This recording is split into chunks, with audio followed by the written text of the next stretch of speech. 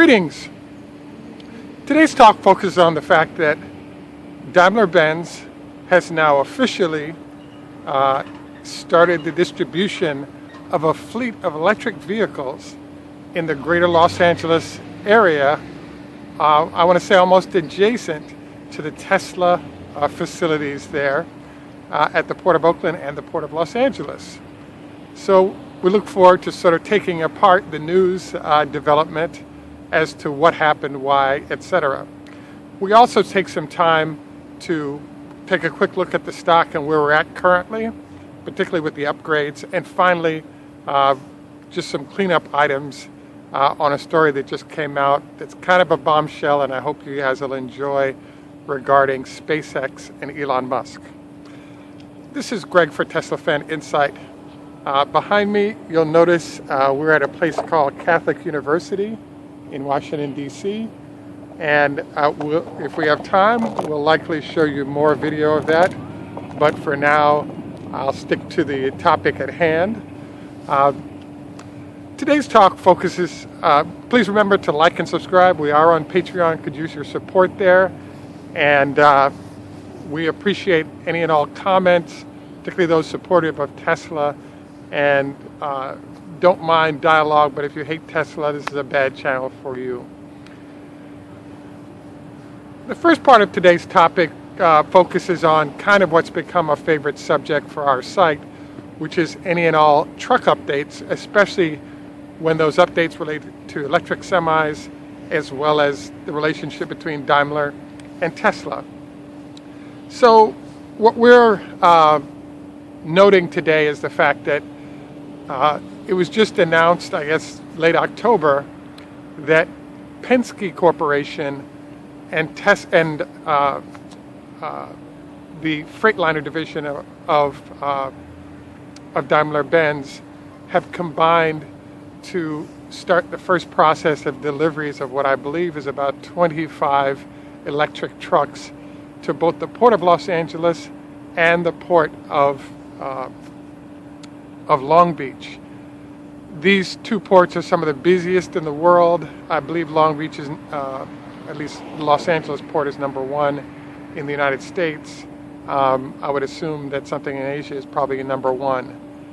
Now, one of the discussions we had two or three shows ago within the last week was the fact that it seems strange that the folks at Daimler were not delivering in a drayage solution situation, because when it comes to drayage, they can afford to pay more for trucks, and they wouldn't shy away from a $300,000 electric semi, because that's what those folks have been paying for electric vehicles to reduce their carbon footprint for quite a while.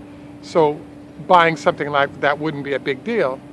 So lo and behold, after we made that announcement, we were doing some research and found out that in fact they were going to be delivering, and they were going to be delivering in a drayage circumstance. Now, I want to say there are four surprises here.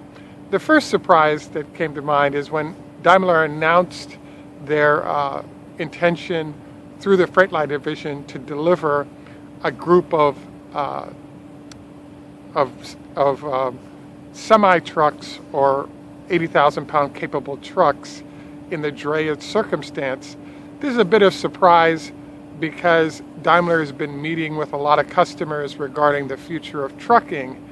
And unlike Tesla, where there's kind of a spread out of who's been taking a look at the vehicles and where orders have been coming from, the process pursued by Daimler has been a little bit different in that they're concentrating all the vehicles pretty much in two locations. I guess it's a good thing. It is a surprise because the more customers that are exposed to it, the better chance those customers may want to order it once it's available. They also are able to start to develop capabilities, and it potentially freezes out new entrants like Tesla from introducing their products because the charging facilities will be set up, etc.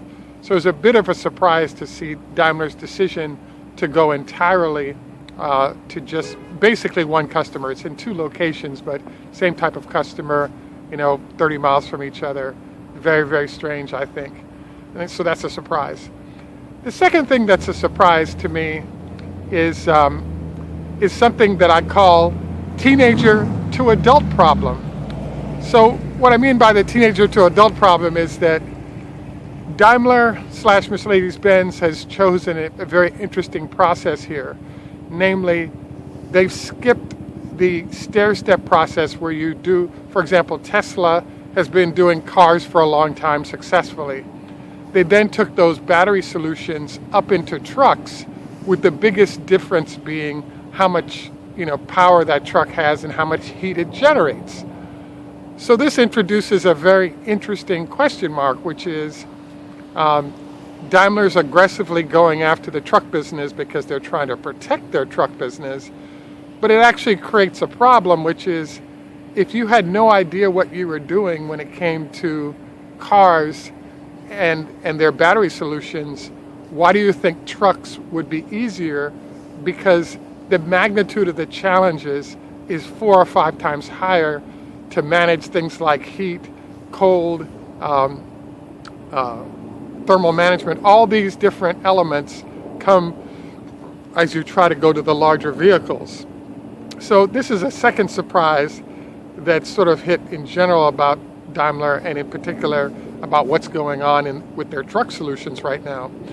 The third surprise is that it was very strange to find Daimler/Freightliner deciding that they were going to deliver a vehicle that is currently not in their Portland, Oregon headquarter area.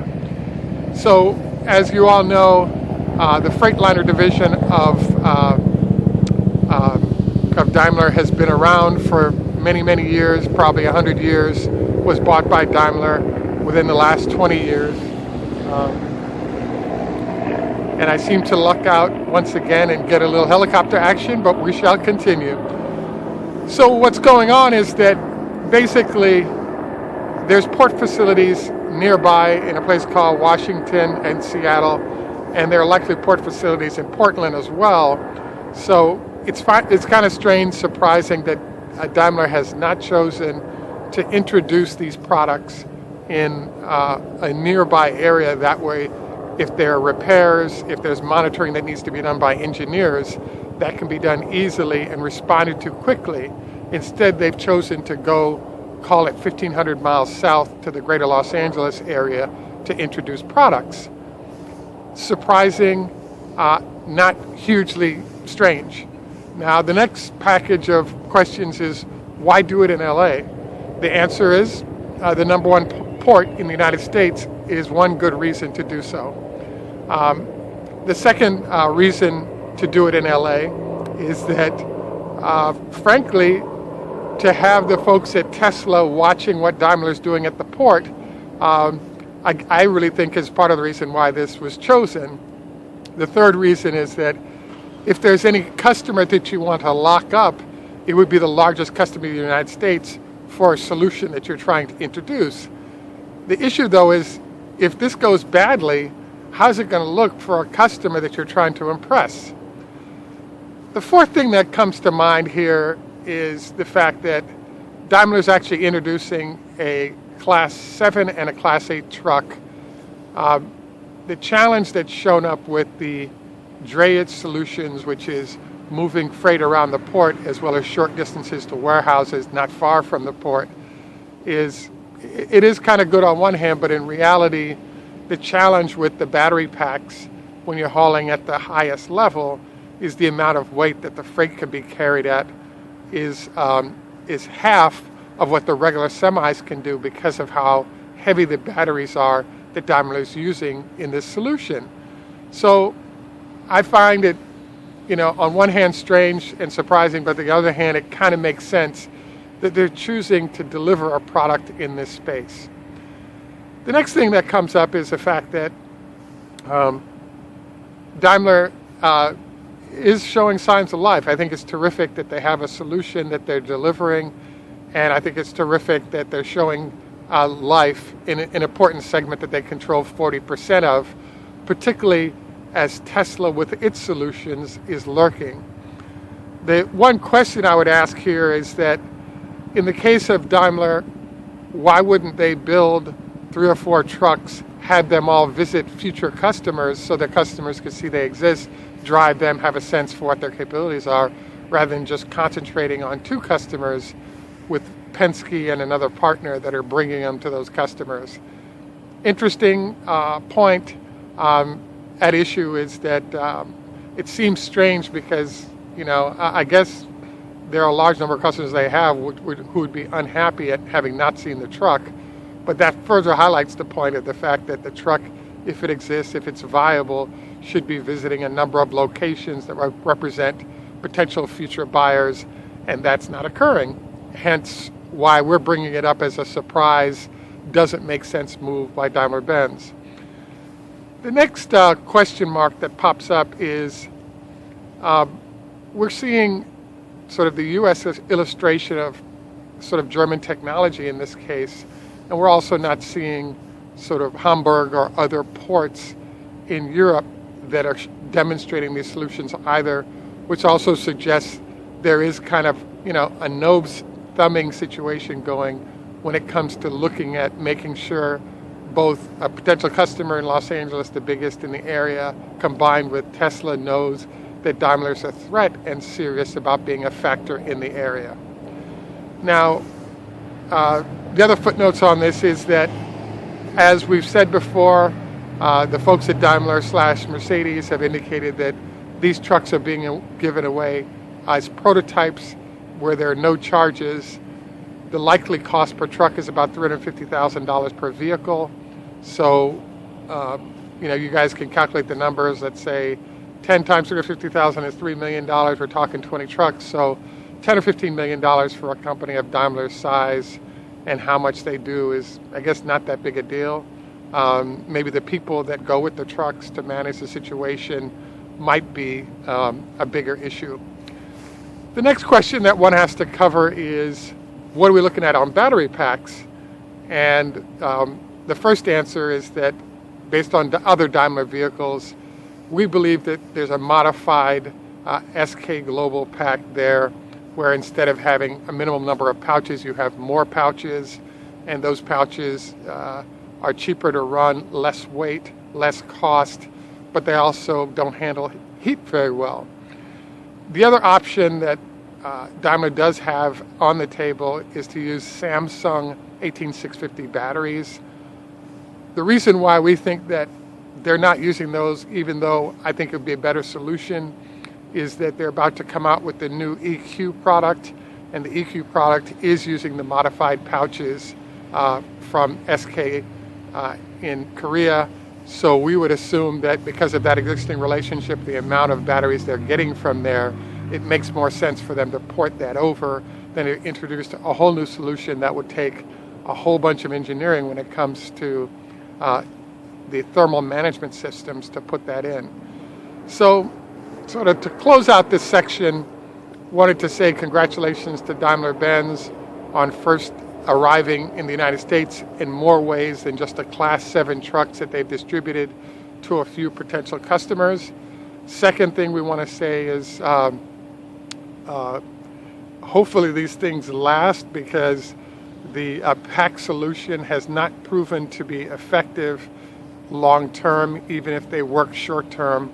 The thermal management challenges of a 18-wheeler or 80,000-pound truck can be pretty challenging. So we're hoping that these guys are able to find some success with their thermal management systems relative to this, so these trucks stick around for a while rather than kind of getting burnt out after a couple of years. The third thing we want to say is that, I just think that it's very strange to me that they're not I think it's strange that Daimler is not choosing to try to do initial testing trucks, both visiting a bunch of customers as well as a location that's close to the factory, so that would set up modifications or improvements on a continual basis until they have the battery capacity to be competitive in this space. So at minimum, though, they're not in the no trying zone, so there aren't any, well, I guess there are other manufacturers. Toyota is in the space with solutions that are, they're testing hydrogen trucks there with the Port of Los Angeles. BYD has an assembly facility about 50 miles south of Los Angeles, and are in the process of testing their drayage solution semi-trucks with the Port of Oakland and possibly with the Port of Los Angeles as well. So it's an important battleground, and we'll keep you posted on new news that we might learn about the situation. I'm choosing to use a thumbnail that shows sort of the drayage black truck juxtaposed against the trucking solution presented by Daimler, which includes, some aerodynamic elements that the drayage-focused Tesla Semi does not. So it's an interesting sort of juxtaposition of solution that folks are providing. The next thing I wanted to briefly mention, and I think you guys are going to have to crucify me for this, and that is that there's an article that just came out. We'll put a link to it, and it's called Dr. Elon and Mr. Musk. And so it's kind of a Jekyll and Hyde story, and I probably don't want to get into it because I know the anger level you guys bring up when I bring up stuff that's truthful, but it may not be flattering to Elon or to Tesla. The number one point that I did want to make from that article that's worth noting is that all of the employees at SpaceX have security clearances with the government of the United States. Those security clearances come with regular drug testing to ensure those individuals are not using drugs. Elon's decision to smoke marijuana while he was doing the interview a few weeks ago was a very interesting choice, because all of that is under review right now by the government. Because how can you have the CEO of the company smoking weed and using drugs while the testing program is supposed to catch individuals and rid them of the security clearances if they do drugs? I don't have an answer to it, but it shows another puzzling move by Elon regarding sort of managing things he knows that he shouldn't be doing, and he's doing it anyway, and it could be impactful of the future of him and his relationship with the government, SpaceX, etc. And it's more puzzling, surprising stuff to be considered and pondered, and I'll let you guys ride with that as you may. The final thing I wanted to cover today is that when I recently looked it up, and we're looking at options in Tesla right now, and the short interest in Tesla has dropped to about 22% and declining, meaning the number of people shorting the stock is declining rapidly as Tesla produces more Model 3 and was profitable. What I want to suggest today then is that I think the short interest will continue to drop as we head towards earnings about to come out, because we've seen a lot of Model 3s being delivered to customers, and therefore I think it's really bad news for those who think Tesla may not deliver record numbers. Our forecast of produced vehicles for the quarter will be about 65,000 vehicles, and they moved down just before the end of the day to put a lot of people's options underwater and making no money. And it's a pattern that we like to monitor because it's interesting to note different things that are occurring that impact the stock, and a stock of all companies, but in this case Tesla, as we prepare for big market-moving news relative to number of cars produced and sold. I want to thank all of you for joining us. Just a reminder, we could use some help on Patreon. Please like and subscribe. This is Greg for Tesla Fan Insight. Tschüss, German, au revoir, French, Lahitraot, Hebrew, Ni hao ma, Chinese, Khoda Hafez, Farsi, Farvel, Dutch, also adios. And in Jamaica we say, enough respect, walk good, and thank you for joining us. We look forward to your comments based on what's going on with the Tesla and its competition with Daimler on the semi front. Have a wonderful day. Bye for now. And I'm going to take you guys out with a little bit of travel here at Catholic University. You can't see it very well through the trees, but kind of the highlight. When the Pope was here, this was kind of the focus chapel that he spent time at, and as you can see, the basilica is very famous. I'm going to take a